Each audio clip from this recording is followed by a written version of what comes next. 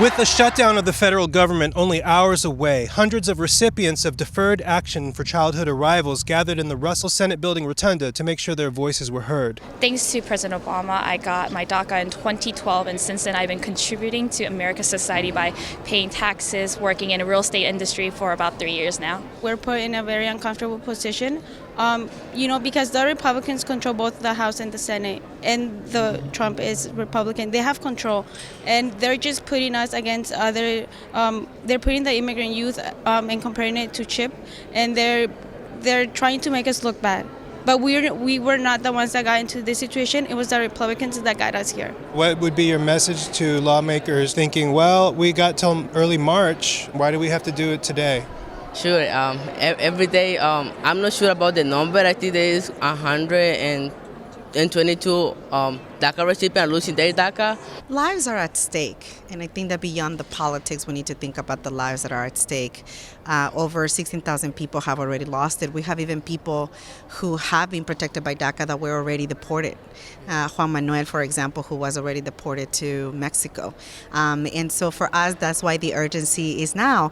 And beyond deportation, this means young people like Juan Carlos, who has cerebral palsy, and he doesn't have access to the health services that he needs because his DACA expired. Back in high school, I did not have DACA or some kind of status, so I felt very out of place. I couldn't get any financial aid to pursue a higher education, so I basically gave up going to college and decided to work 3-4 jobs that paid me until I got DACA.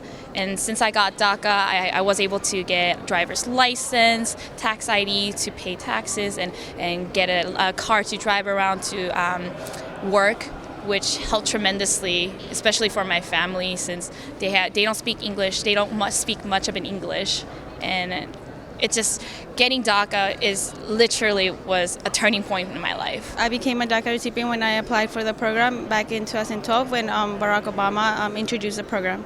At that point, I didn't know what I wanted to do with my life, or if I should continue pursuing higher education, because I knew I didn't have an opportunity. But with DACA, it encouraged me to pursue higher education, and I was able to accomplish, for years now. I lived in Mexico until I was 13 years old.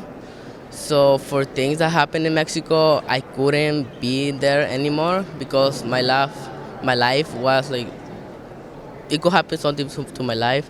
The DREAM Act was introduced in 2001. So it's about time that we get a DREAM Act. It's, the right time, and we're just hoping for the best. We're not trying to take anything away from anybody else. We just want to be with families, our friends, and our dreams and hopes. And the immigration law may be broken, but that doesn't mean the family has to be broken.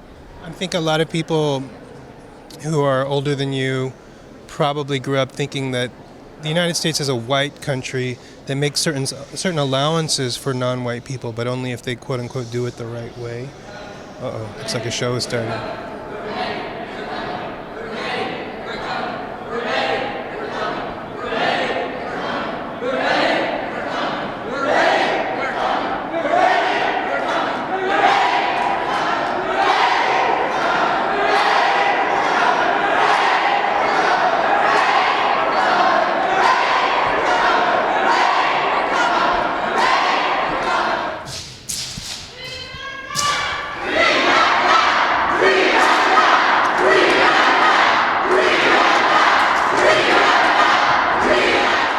Many of the people I've met here today are minors.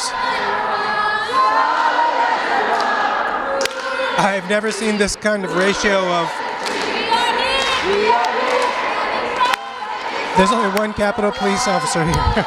Oh no, I'm sorry, there's like 4. I see 4.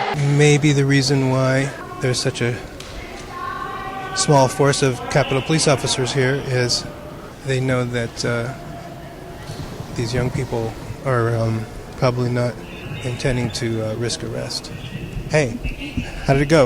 I think it went well. We got our points across, and we got our voices loud and clear, and I hope the senators has a clear conscience for them to vote no on CR if this doesn't attach Clean Dream Act. Do you mind going over just some of what we already talked about, just because we're now live on Facebook? So I came when I was 10 years old, and I am 25 years old now, and I've been living in Los Angeles for 15 years.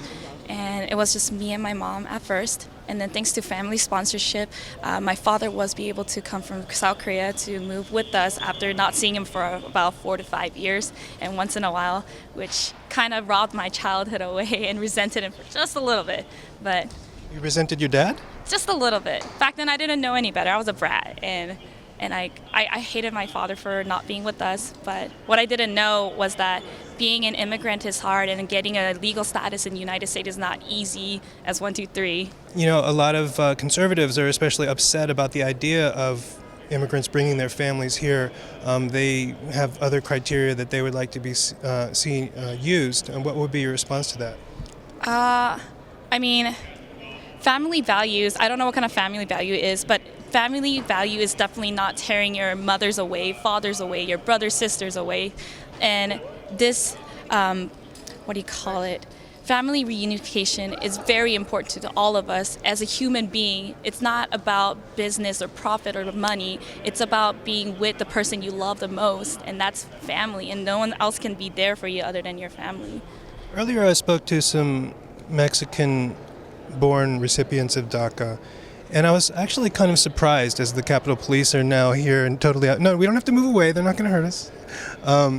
The Capitol Police are here in much larger numbers, and the protesters have all left us. But I was really struck that so many of the young people of Mexican heritage understood full well that the way American politics works is they try to generate white racial anxiety as basically a political weapon. Korean Americans really aren't necessarily the target. I've seen Trump supporters on TV saying he doesn't want Africans and Latinos, but he can't be racist because he likes Asian people.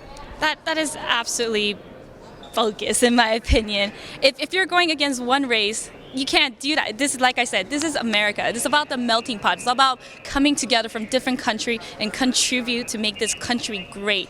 We can't just pick one race to and then just put them together and pin them against each other. That is what exactly is happening right now. Mexicans or Latinos, from even the black people from all over the place. It's just not right. So if white conservatives offer a special pedestal to Asian Americans as the good immigrants, you're not going to accept that? We as a people have to come together. It's just, I can't accept that. I will not accept that. My friends are doctors, lawyers, teachers. We are great people. All of us dreamers, brothers and sisters are superstars. Okay, one more personal question. When would you lose your protected status if nothing is done? If clean DACA isn't attached and nothing gets reserved, or if this problem doesn't get fixed, my last day will be December 2018, so end of this year. And then what will you do? I have no idea, honestly, but what I know that this year that I will fight for a clean DACA to be